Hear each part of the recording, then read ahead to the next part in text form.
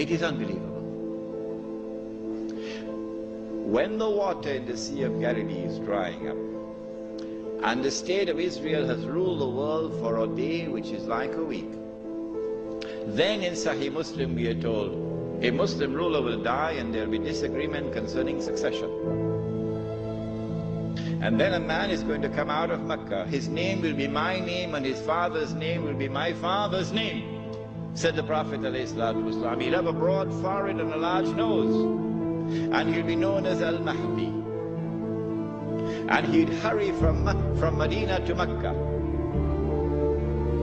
As he approaches Mecca, people are going to come out to him, so this has to be a well-known person, not some obscure non-entity, a well-known person.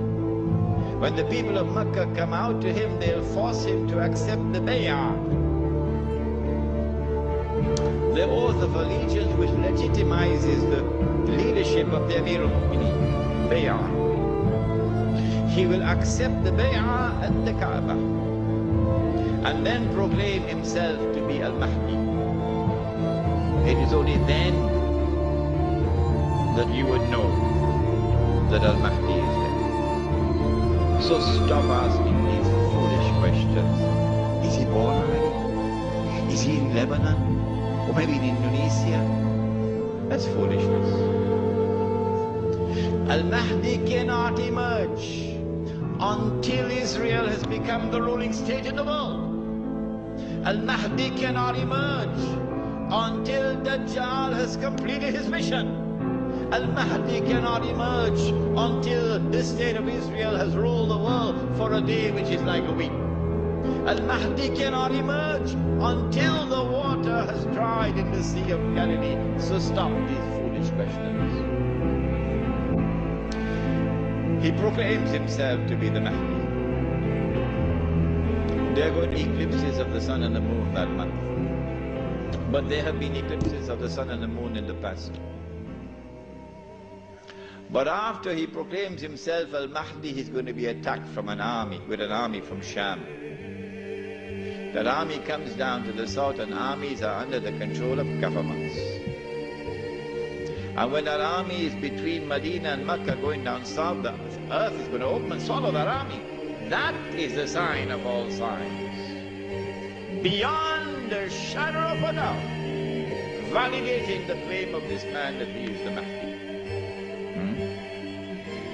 But Mecca has never been a Shia city.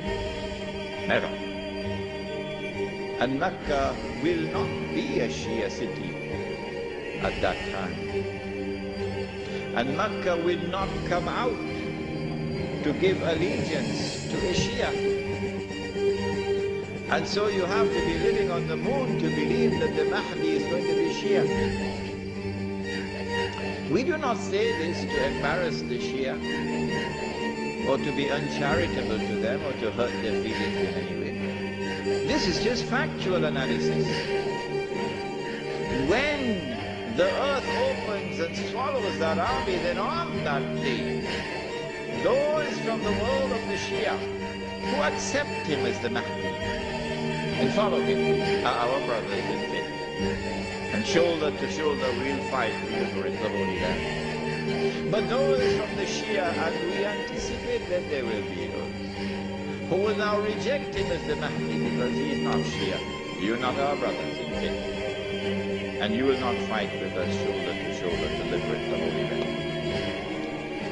When the army is swallowed, then the Mahdi is going to be attacked by another army, and this is now an army of the Quraysh, an army of the Kalb. And remember that armies are under the control of governments. The Mahdi will defeat this army, and when an army is defeated, that is the end of Saudi Arabia. Goodbye. Now Darul Islam is restored. Yeah, this is Islam, not that. And let it be clear that there are so many Salafi Muslims in Saudi Arabia, in prison, because they too are struggling for the same thing as I am struggling, to liberate them. When the Sea of Galilee dries up, that is the time when Israel will no longer rule the world. I love this hadith. Guess what? And the Jews, they can watch the Sea of Galilee going down and drying up. And they can realize that the moment is coming. Ya Muslim, هذا يهودي ورائي فتعال فاقتل. That moment is approaching as the water is drying up. I love this hadith. When Israel wages a big war, in order for her to become the ruling state in the world, she'd have to seize the oil. Saudi oil, Iraqi oil, Kuwaiti oil, etc. But I said, I don't think they'll touch the Iranian oil. Why? He asked. The answer is, without in any way being disrespectful to the Shia, without in any way being uncharitable to the Shia, no, that's not my method. Anyone who declares of Abu Bakr as-Siddiq radiallahu ta'ala anhu that he was a usurper is misguided. And anyone who compounds that by declaring that Umar Farooq radiallahu ta'ala anhu was a usurper is doubly misguided. And anyone who further compounds that by declaring of a third of the eminent companions of the Prophet Muhammad alayhi salatu wasalam, that Uthman Ghani radiallahu ta'ala anhu was a usurper, is casting a massive vote of no confidence in Muhammad sallallahu ta'ala alayhi wasallam. The three of his foremost companions were usurpers, robbing people of their legitimate position, like robbers and bandits. So anyone who declares of this like this are a people who are significantly misguided. That's all. This is not an uncharitable statement. This is a factual statement.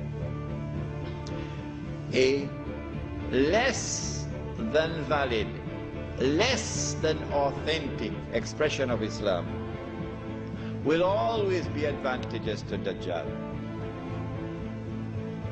Because if this less than authentic expression of Islam is the only Islam which can mount a successful Islamic revolution, the only one, then the Muslim masses around the world will eventually be told that is the valid Islam, because that's the only one which has succeeded in the world.